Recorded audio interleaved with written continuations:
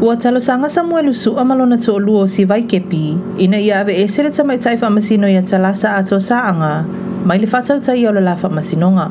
Ua whaatoluna wala au le mata upo Samuelu si vai male isi vai ngai to atolu. Lea au fiele ali fai pule ia fe pule a isua, o li o whaatau malama au awa. Malise Marie Schmidt, ilu mo le tamai tai whamasino ia talasa ato saanga.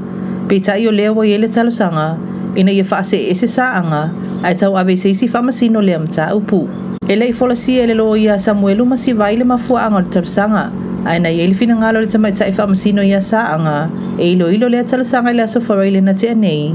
Peitai ele i sauni le lo ia Samuelu.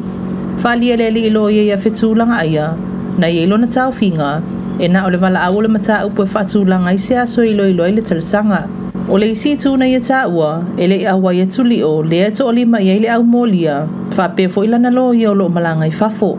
O le aso wharailo le vai aso fōu, lea watoro pō i ele mata upu, e ilo ai mafua anga le talosanga. O se tasi leo mta upu te taona tango fia le whaamasinonga, a o le ifa ile ilo ngā mōlianga i silia ma le lua se lau, e whaasanga i la tau ia to o lima i le masino me. O i la tau o mōlia o Samuelu malona to o luo si vai, o le ali i fai pule fe pule ai whasa walu fai mata. Le ali i leo asiasi o li o whaatau malama au awa, ma le tamai tai o Lise Marie Schmidt. O nei molianga e so tai ma le su engo le maliwa tu au. Le fai mai leo, e le i lava moli mau e moli e se tasi e tu so le falavelave.